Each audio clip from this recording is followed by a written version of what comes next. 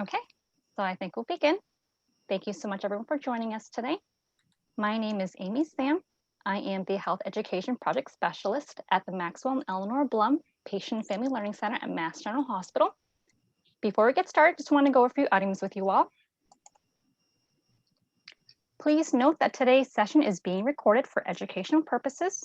If you're interested in viewing the recording, you may visit our Blum Center website at massgeneral.org/Blum-Center. Please note that everyone is in listen-only mode. Everyone has been muted so that we can hear our guest speakers today. If you have any questions for our guest speakers, feel free to use the chat feature, which is located at the bottom of your screen. We'll have time for them in the end. Only Blum Center staff and the guest speakers will see your questions. Please do not share any personal medical information or questions in the chat box. If you have a personal medical question, please ask your doctor. Okay, would you like to pull up your slides? Sure. Okay, so while you do that, next, I am excited to introduce you all to my Blum colleagues, Mariam Daib and Kimberly Mankus. Mariam is a health educator at the Blum Center. With a Bachelor of Science in Public Health, Mariam holds extensive experience in health education. She is a dedicated advocate for health and wellness across diverse populations. Kimberly is a health educator alongside Mariam at the Blum Center. She is currently pursuing a Master of Science in Community Health Education and is passionate about promoting wellness at Mass General Hospital.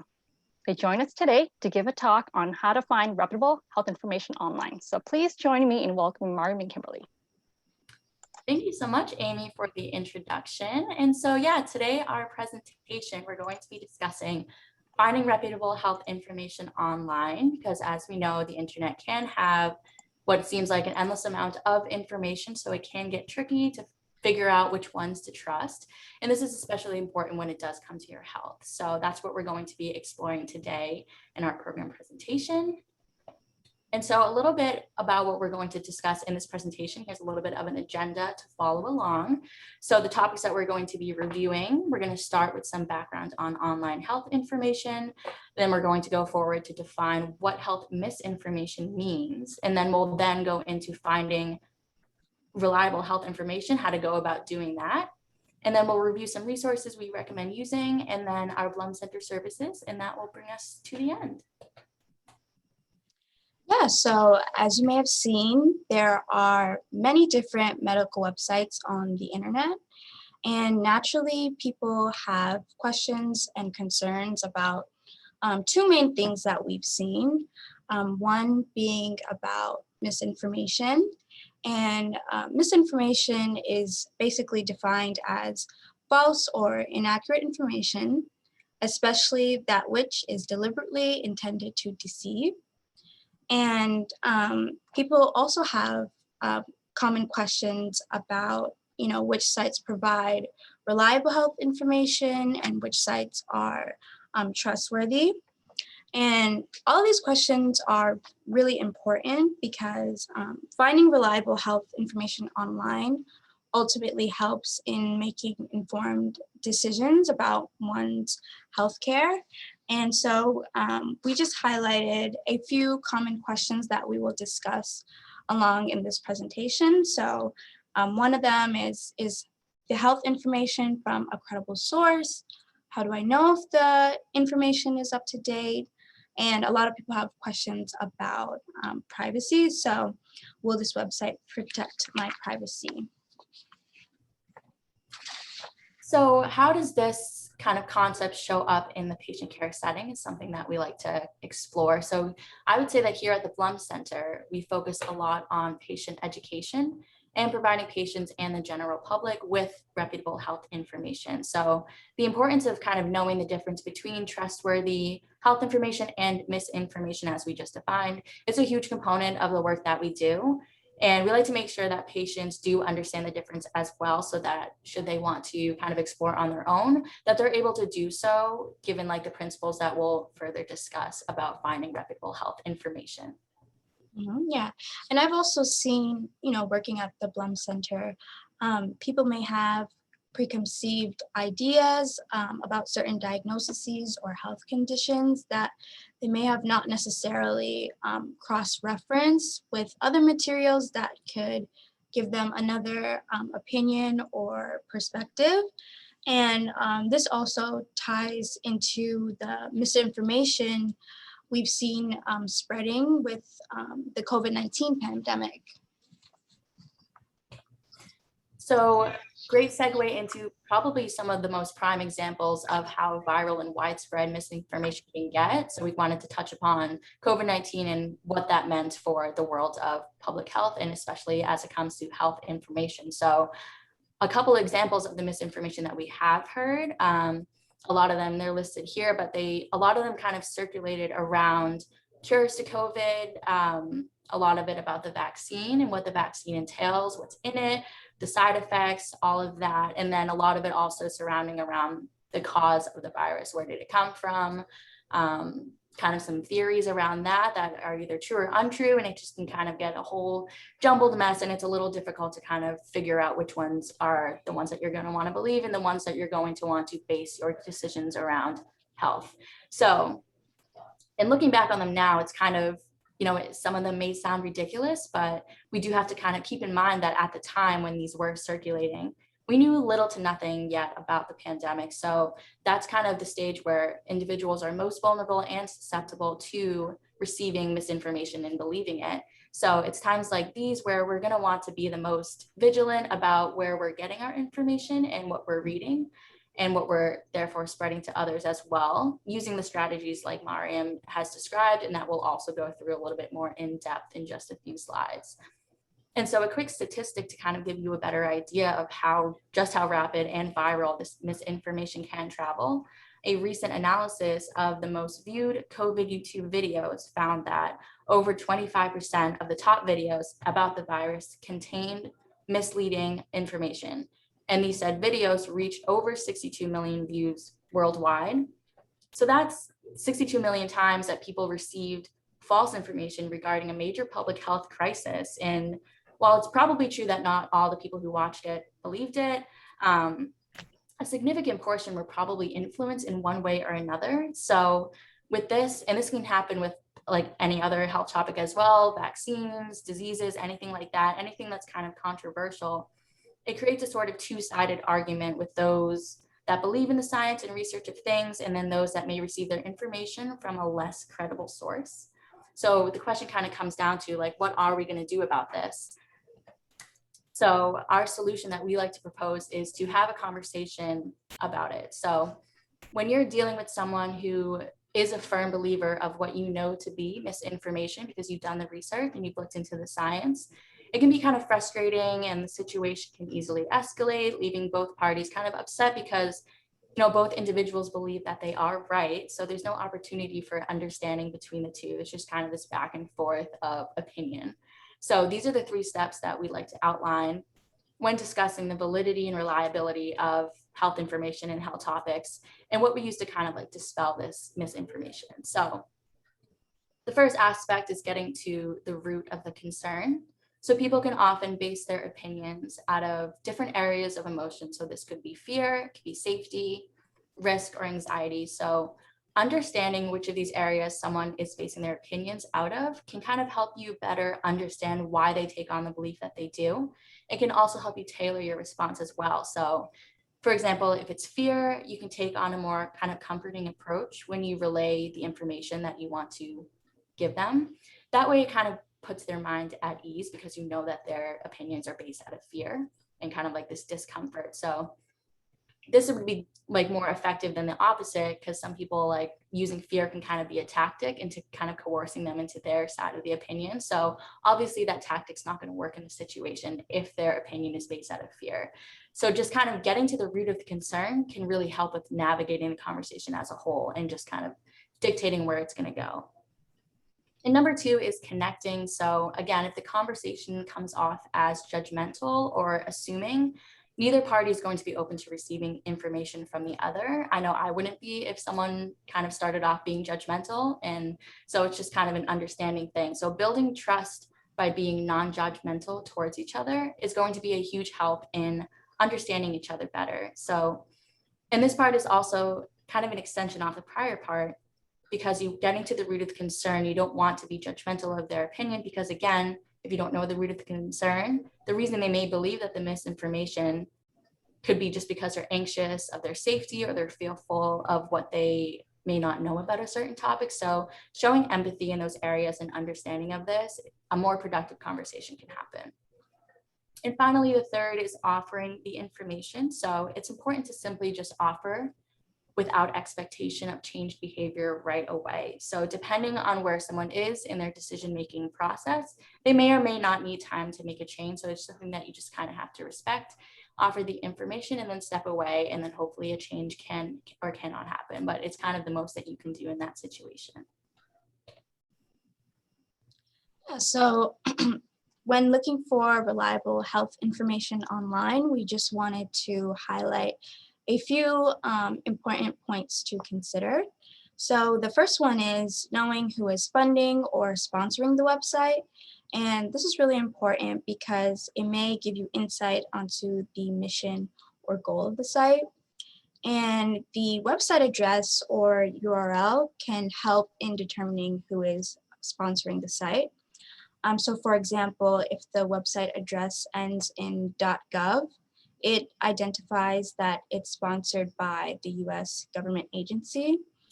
And just as a rule of thumb, health websites sponsored by the federal government are usually great sources for health information and are really like first points of contact that we utilize for resources at the Blum Center. Another example is if the website address ends in .edu. And this usually means it's sponsored by an educational institution like a school, college, or university. .org means it's hosted by a nonprofit organization. So thinking about research societies and advocacy groups. And .com means that it is a commercial website. So for example, businesses or pharmaceutical companies. And then the next thing to consider is who wrote the information and who reviewed it. So authors and contributors are usually listed on the website. And if the author is listed, you can ask yourself a couple of questions. So some questions you can ask yourself are, whether this person is an expert in their field, is their work well known and credible? Is the health information written or reviewed by a healthcare professional?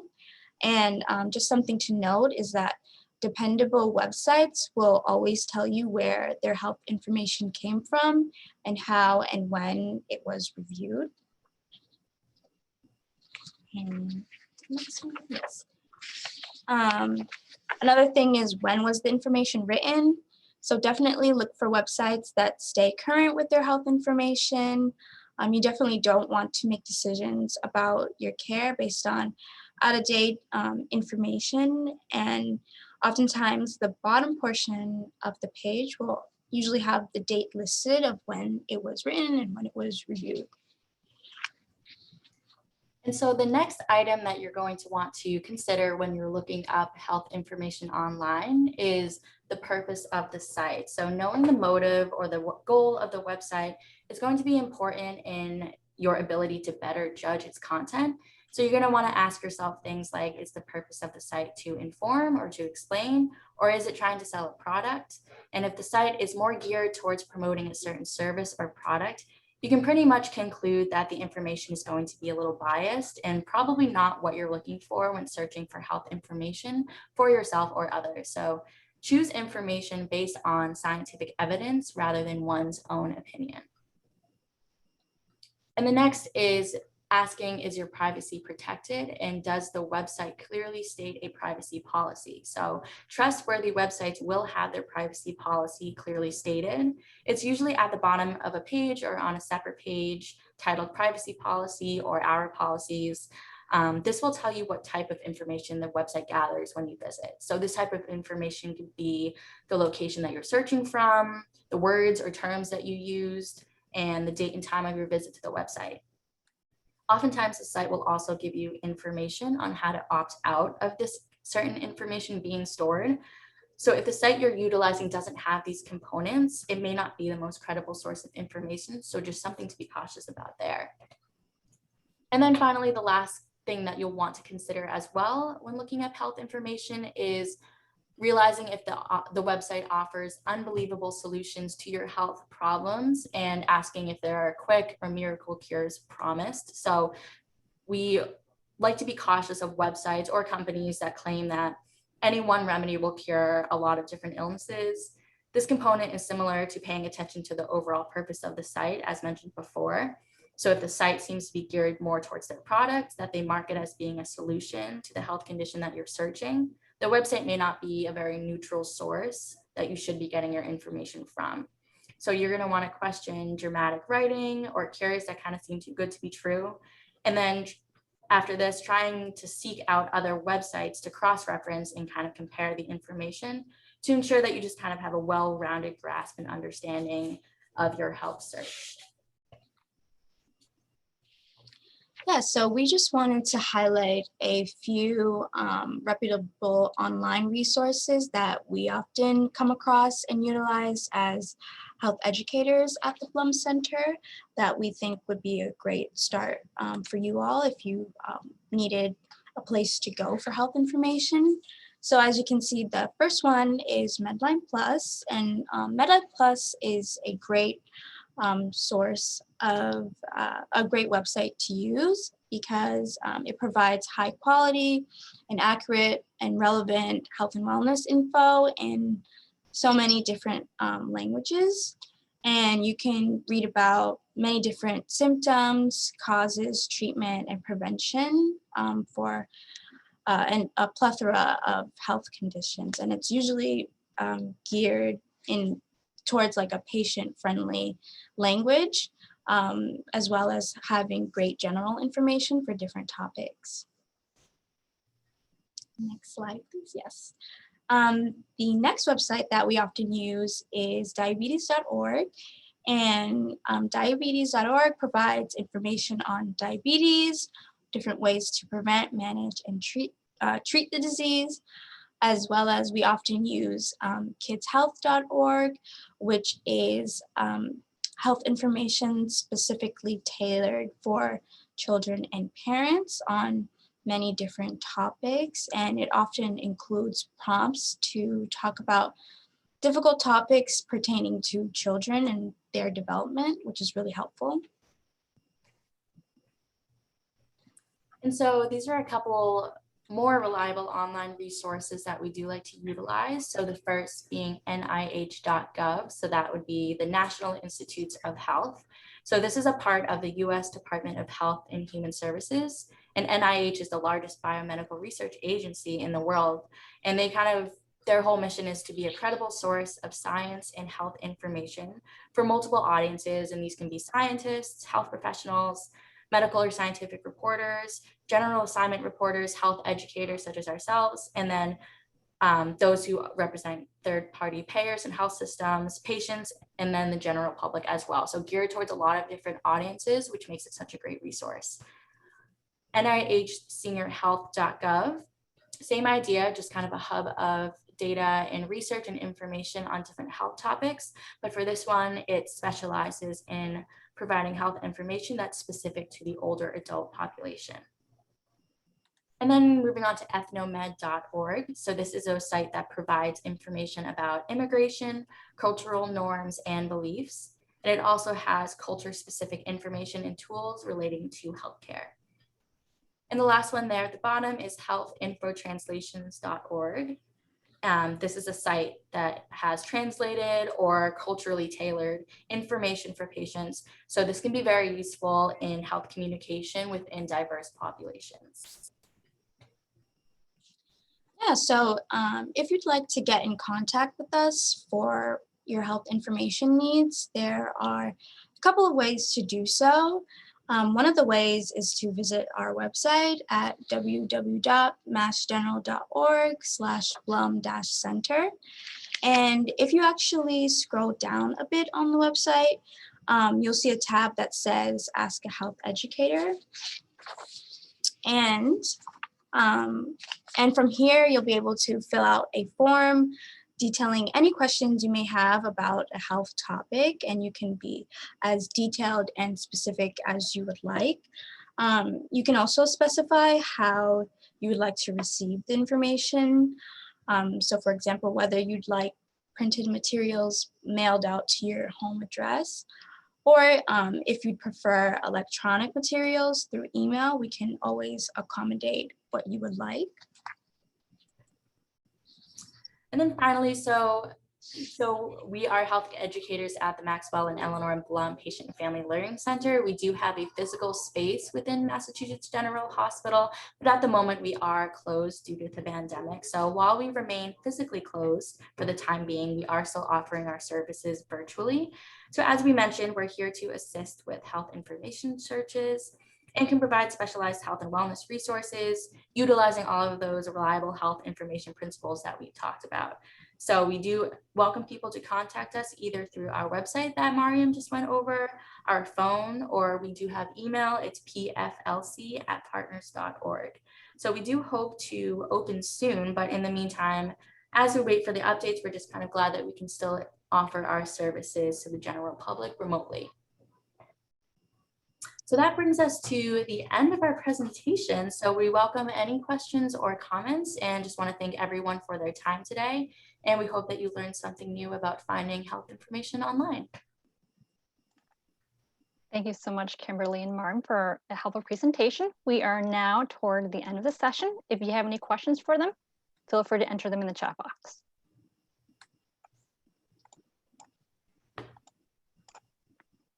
Okay, so I do see we have a couple of questions. One being, what are your thoughts on using Google to search for health information? I would say Google is a great resource. It's a great tool. So I would just say apply the methods that we went over today in the presentation to kind of filter out your Google search, because obviously Google's not going to do that for you. So it's going to give you any information out there. So you'll definitely want to apply and use that kind of critical lens that we've gone over when looking and filtering out health information for yourself or someone else. Thank you. How about for staff members? We have a staff member at Mass General want to see what are some online resources for information that are internal.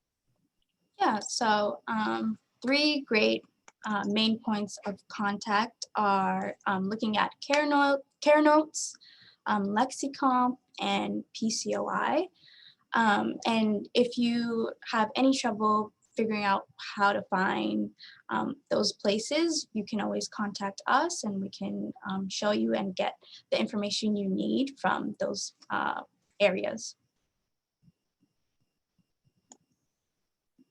Thank you. Are you available to help search for information in languages other than English? Yes, we are. We oftentimes get requests for languages in many different languages, and we can accommodate that as well.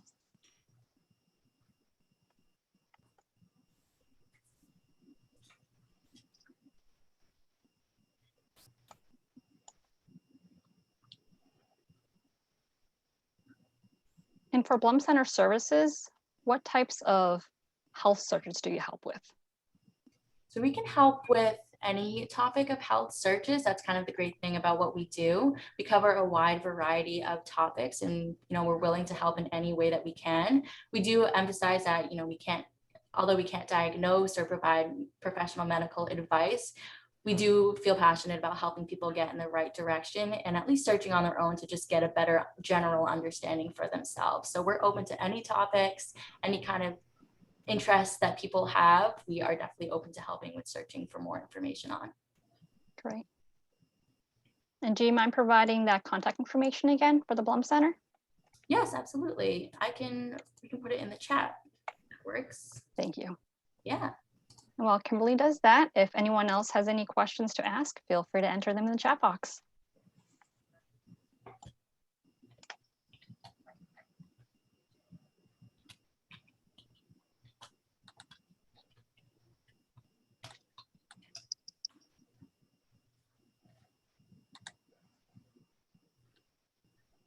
Okay, so we have a question.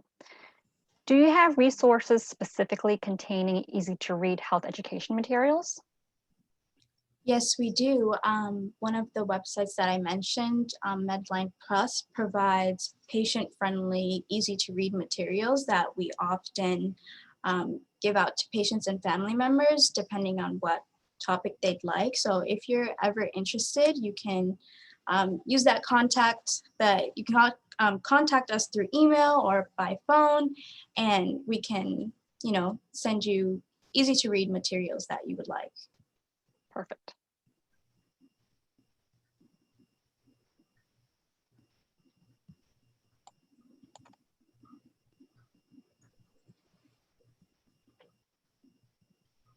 Okay, so while we wait to see if there are any other questions in the chat box, do you have any final thoughts you'd like to share with the audience today? Really just kind of emphasizing the importance of this, and it's kind of great that it came at a time like we are in right now, where I feel as though the internet is just becoming such a massive resource. I think that the majority of people, including myself, I get a lot of the information that I know about certain things from the media, from the internet. So I just think that the importance of this is going to help a lot of people out there to hopefully feel a little bit more at ease when they're kind of being flooded with all this different opinion and information. So knowing these tactics and knowing these methods, I think is just a great tool to have. So again, I hope that people learn something new about when they go onto Google and when they go on the internet.